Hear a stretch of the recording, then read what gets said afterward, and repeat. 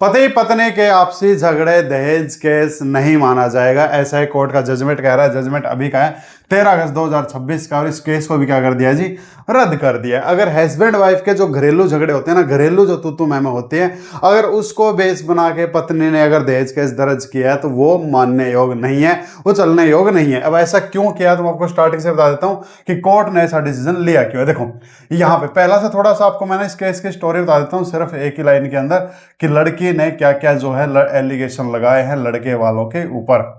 शिकायतकर्ता ने देखो आरोप लगाया कि उसका विवाह फलानी तारीख को हुआ है, हिंदू रीति रिवाज के साथ में फलाने व्यक्ति के साथ में हुआ था, और उसके अनुसार विवाह के 3 साल बाद भी कोई संतान नहीं हुई है, जिसके कारण पति पत्नी के बीच में झगड़ा हुआ। और आगे आरोप है कि उसकी सास उसे बांस कहकर ताने मारती थी। बताया गया कि बार बार डॉक्टर के परामर्श करने के अनुरोध के बावजूद भी उसके पति ने न तो शव की जांच करवाई और न ही शिकायतकर्ता के साथ में वो हॉस्पिटल में गया, बल्कि कथित तौर पर उसने कहा कि यदि वह संतान चाहती है तो उसे अपने भाई के साथ में शारीरिक संबंध स्थापित करने चाहिए। शिकायतकर्ता ने आगे आरोप लगाया कि भाई 2020 की रात को स्थानहीनता के मुद्दे पर झगड़े के कारण अपने पति को नपुंसक और संतान पैदा करने में असमर्थ बताया, जिसके बाद उसके पति, ससुर और देवर ने उस पर हमला किया। और आरोप है कि इसके बाद उसके पति ने कमरे में उसको बंद कर दिया, जहां उसके ससुर ने और उसके देवर ने क्या किया जी, उसके साथ में बारी बारी उसका बलात्कार किया है और घटना का खुलासा न करने पर गंभीर परिणाम भुगतने की धमकी दी है। उसने आगे बताया कि जैसे वो होश में आई तो कमरे में बंद थी। अगली सुबह उसकी सास ने दरवाजा खोला,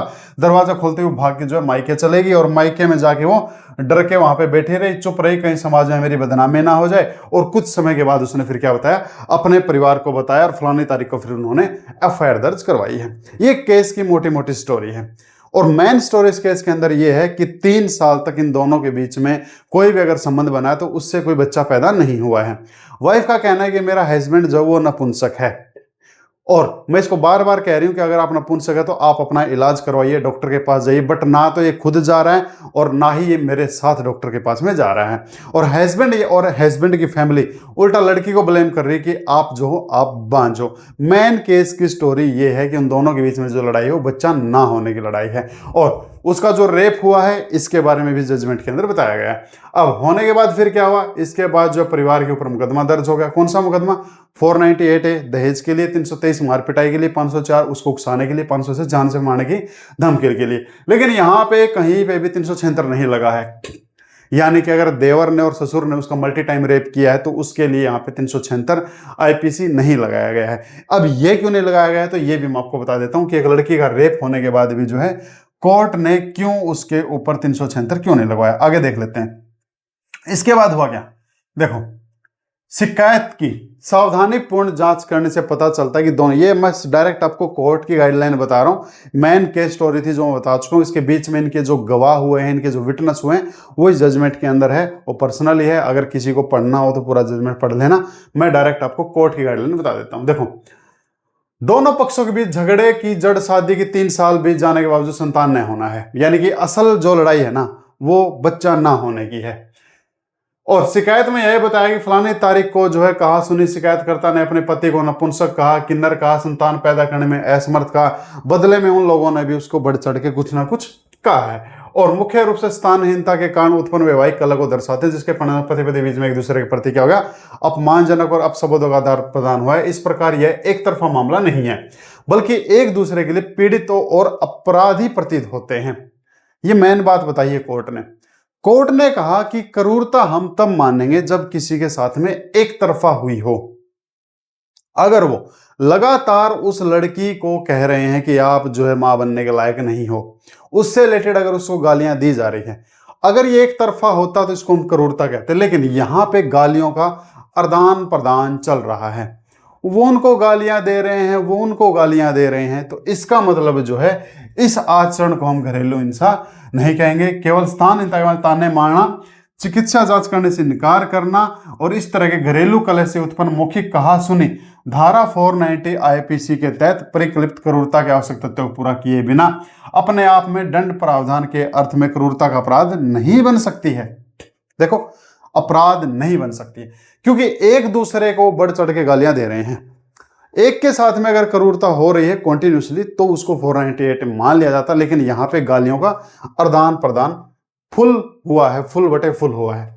अब आगे इस प्रकार शिकायतकर्ता को बांझ महिला कहना हालांकि निस्संदेह है भाई ये निंदनीय है, ऐसा नहीं कहना कोर्ट ने कहा कि ये निंदनीय है, लेकिन प्रस्तुत तथ्यों के आधार पर यह अकेले ही जानबूझकर अपमान करने और शांति भंग करने के इरादे से 504 आईपीसी को लागू करने के लिए पर्याप्त नहीं है, और ये 504 भी नहीं बनता है। 504 क्या होता है? 504 होता है किसी को उकसाना ताकि वो गुस्से में आके कोई क्राइम करें। अगर इन्होंने अपनी वाइफ को बांझ बोला है तो वो गुस्से में लाल पीली होगी और फिर इनके सर फोड़ेगी। अगर ऐसी कुछ वो करवाना चाह रहे थे, किसी को प्रवोक करवा के, तो 504 का मुकदमा लगता है। लेकिन कोर्ट ने कह दिया कि किसी को बांझ कहना, अगर उसको ये सुन के उसको गुस्सा आया है, गुस्से में अगर उसने हमला करने की कोशिश की, तो ये इसको 504 भी हम नहीं कहेंगे। खासकर पक्षों द्वारा की गई गालियां और जवाबी गालियों के संदर्भ में ऐसा क्यों नहीं है? क्योंकि यहां पे जो मटेरियल चल रहा है ना गालियों का, वो आदान प्रदान हो रहा है। वो पार्टी उसको गाली दे रही है, वो पार्टी उसको गाली दे रही है। तो अगर इसको हम 504 बना देंगे तो फिर लड़के वाले भी तो कहेंगे फिर तो लड़की के ऊपर भी 504 लगा दो, इसने भी हमको प्रवोक किया है। तो जब गालियों का आदान प्रदान हो रहा है तो उसको 504 नहीं कहा जाएगा। एक तरफा होता तो कोर्ट कह रही है कि हम सोच भी लेते कि भाई ये 504 बन जाएगा। अब आगे देखते हैं। तो 498A नहीं बनेगा और 504 नहीं बनेगा। आगे देखो क्या बताया उक्त प्रावधान। देखो एक चीज और बता देता हूं, अब ये चीज आपको आपके केस में कैसे वर्क करेगी।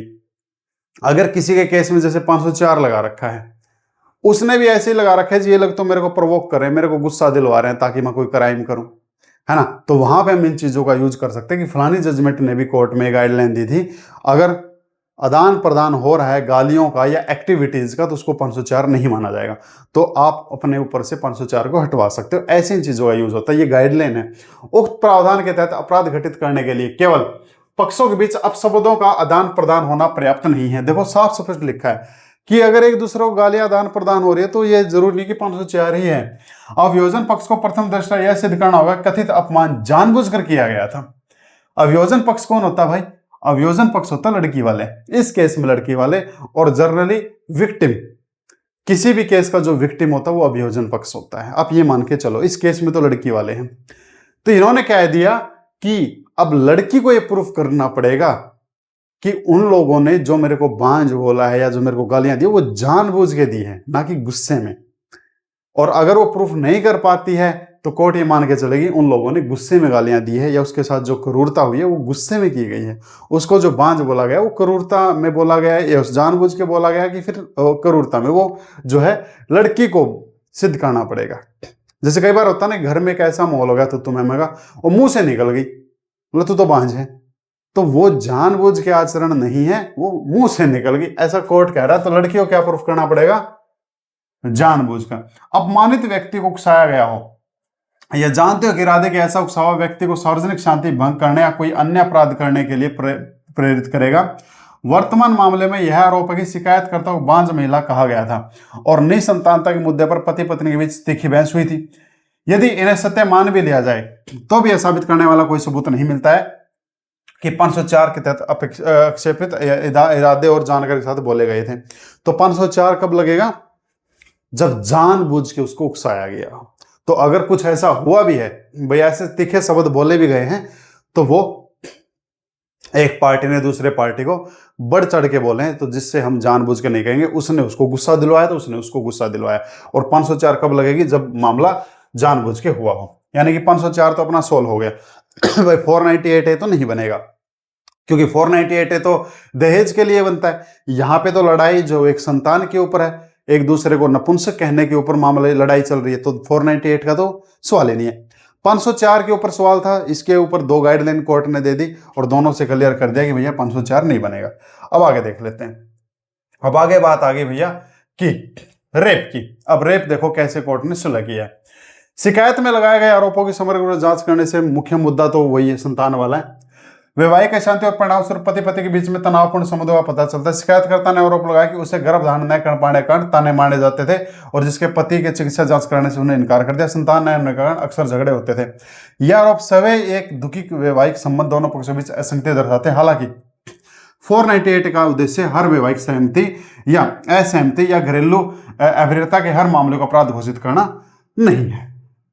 तो जो घरेलू अपराध है ना, घरेलू लड़ाइयां जो है वो 498A नहीं है। यहाँ पे 498A का भी जवाब दे दिया है कि अगर संतान के ऊपर लड़ाई चल रही है कि एक दूसरे को नपुंसक कह रहे हैं, तो वो क्रूरता नहीं है, वो आपका कोई और ही मैटर, वो दहेज के लिए क्रूरता नहीं है। और 498A में जरूरी क्या होता है, दहेज के लिए क्रूरता, इसलिए 498 नहीं बनता है। अब आगे देख लेते हैं, आगे इन्होंने क्या बताया।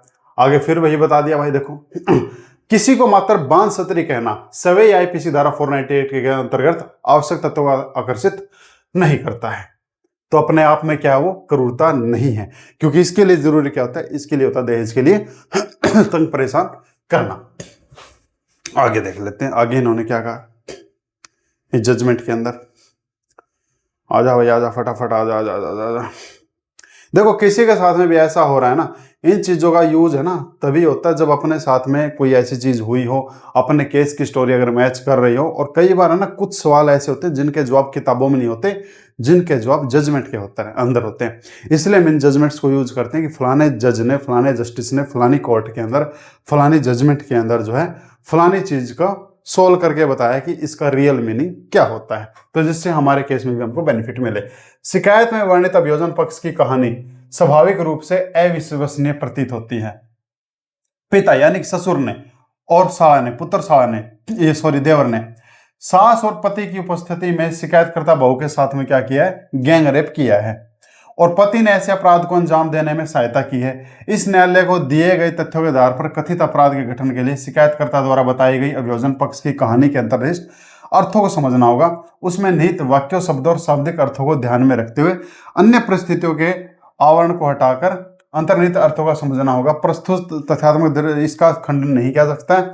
तो यह स्पष्ट होता है कि संतानहीनता का मुद्दा हताशा की चरम सीमा तक पहुंच गया था, जिसके परिणाम स्वरूप पक्षों द्वारा आरोप प्रत्यारोप, गाली गलौच और अपशब्दों का आदान प्रदान हुआ। यदि अभियोजन पक्ष की कहानी को हम पढ़ा जाए तो अत्यंत अविश्वसनीय प्रतीत होती है। यानी कि जो ये रेप केस की जो स्टोरी बताई गई थी ना, वो अविश्वसनीय है। कोर्ट ने ये चीज कह दी कि भैया एक ससुर और फिर देवर आपका रेप कर रहे हैं, गैंग रेप कर रहे हैं, वो भी आपकी सास की निगरानी में और वो आपके पति की निगरानी में, तो ये संभव नहीं है। चलो पति तो गुस्से में है, पति तो चलो फिर भी चलो कर देगा, ऐसी चीजें हो रही है।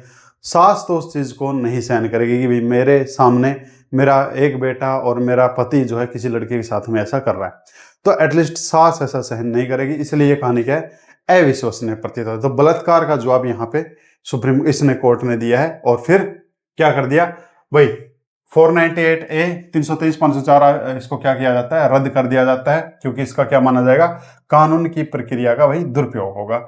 और ये जजमेंट आ गई आपकी 13/8/2026 की।